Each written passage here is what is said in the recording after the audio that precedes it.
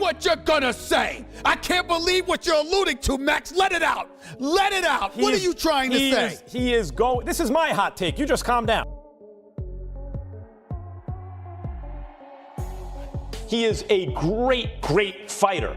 A good big man doesn't beat a great little man. It takes something more than a good big man to do that, and Lopez is more than just good.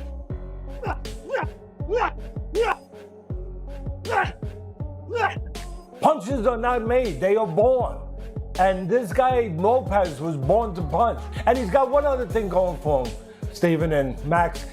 He reminds me of Pacquiao, Lopez, in a way, not just with power in either hand, but his closing step, his ability to explode. You know, kind of like an athlete in football, basketball, any of those sports where it's not about running a 40, it's about the quickness. It's about the closing step, the burst. He's got that burst. Not everybody's got that burst. Stephen A. Smith and Max Kellerman clash over Shakur Stevenson versus Teofimo Lopez, debating skill, power, and resume. New York City, January 31st, Shakur Stevenson, Teofimo Lopez.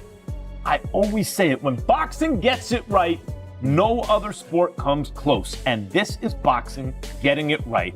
The best fighting the best. Both fighters believe that this matchup settles the argument about who leads the new era. So what do we think of the Styles matchup, guys? This is a high-speed chess match a la Sugar Ray Leonard or Pernell Whitaker, Leonard and Benitez, or Pernell Whitaker, Buddy McGirt, or is it a Jerry versus Jerry? Stephen A. Smith and Max Kellerman clash over Shakur Stevenson versus Teofimo Lopez, debating skill, power, and resume. Sure to show the world that at 23 years of age, I'm a champion, and you're gonna have to come take this from me. I'm not giving you a damn thing. I loved his quickness. We know about Lopez's power, but I'm talking about his quickness defensively. But I saw Lopez being elusive, and I love that because it's one thing for you to have the power and the quickness to go along with the power offensively. A lot of guys can look good until they get hit. There were times where he got hit, and there were other times where he was. Stephen A.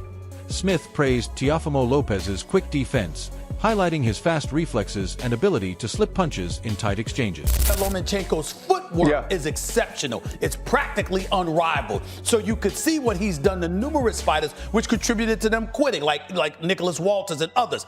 He tried that with Lopez. It didn't work. Lopez's footwork worked. His speed was there. Some power, obviously. But his elusivity is what impressed me most. The fact that he was able to slip a number, not all, but a number of those Lomachenko. pitches. He wouldn't let Lomachenko establish his outside foot. And I loved it. Yeah, for me, coming into this fight, obviously I always talk to Max about fighting. I love it. I was thinking, and Lopez mentioned it pre-fight, everybody thought it was going to be very Mayweather-Canelo when they fought, and that he would be outclassed. If you look at the first 6 rounds, it was about patience. He was patient. He didn't rush himself. He used his jab, which is something that we aren't used to. He consistently points to Teofimo Lopez's history of rising to the occasion on the biggest stages. Smith emphasizes that Lopez is not intimidated by elite competition, citing his dominant win over Vasily Lomachenko. Head for Lopez this upcoming weekend. What challenge? The challenge of fighting, for me, my estimation, the pound-for-pound best fighter in the world. Either him or Crawford. You choose it, it doesn't matter. You could flip-flop either one of them. They're the 2 top guys. The challenge is to get his bomb to the target. Yeah, like Customano, my mentor, used to say, Teddy, having power is great, but if you don't have a means to get it to the target, it has no value. It's like a military weapon, he used to say. If you don't have a missile, it just blows up and makes a big hole in the ground. So that's the challenge.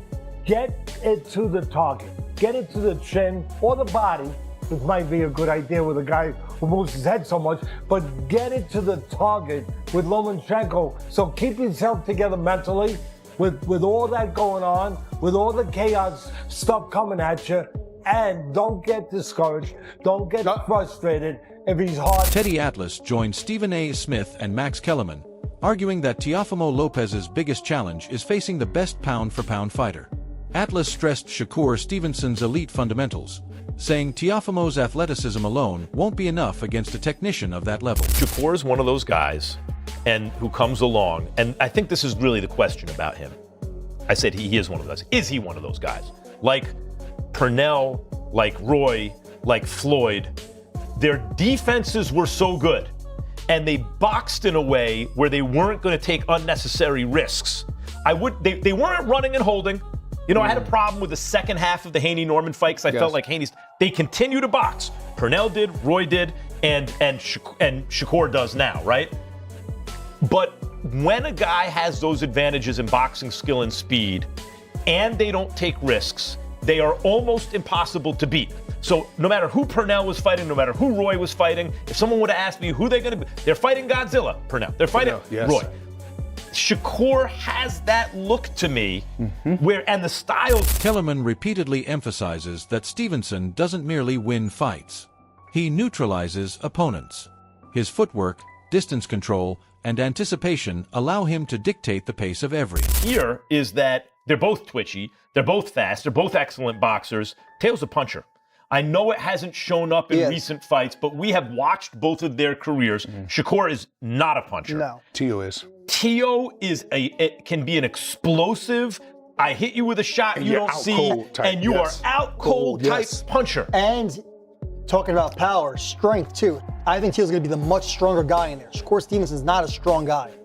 I think he's getting stronger. Me too. Yeah, I was about to say. agree. But this is his first fight at 140 though. That's what I'm saying. I'm not disrespecting I his feel strength. like, but I also feel like that Shakur might surprise you, Mike, with his physical strength. Physical strength, as we all know, doesn't always translate to punching power. Sure, of course not. But when he was a younger fighter, he looked like he could be moved around by his opponent. It doesn't look like that anymore. No, he's definitely matured in his body. But first fight at 140, Teo's what? I think this is maybe his fifth fight at 140? Yeah. Something like that? That's true, but Shakur has a frame where he can put on 140 very comfortably. He acknowledged that both fighters are highly skilled, but emphasized that Shakur Stevenson is not a puncher. He argued that Shakur wins through precision, defense, and control rather than knockout. Is there an advantage there where Shakur is fighting to protect that perfect record, to protect that kind of sense that he's the next guy? On the other hand, Teo is like he can fight with more abandon against Shakur because there's so much for him to gain. And if he loses, he's lost before. He's lost. Stevenson has openly discussed how significant this contest is to him, framing it as a chance to prove he's among the very best pound-for-pound fighters in the sport. The fight with Teo is either going to be you delivering a masterclass, or a knockout by Teo. Yeah, or you getting into some type of brawl with Teo and end up getting knocked out, right? What are fans getting wrong about the matchup? I think the fans is getting wrong about the matchup is where I'm not sleeping on that I know about Teo. Teo's a good boxer. He's boxer first. So we could say, oh, he's just going to knock you out. Or he's just going to... That's not him. He's boxing first. He's going to want to establish distance and range on the outside and try to beat me up on the outside. So I think that's the main thing. And also the biggest thing that everybody don't realize with me, I could punch.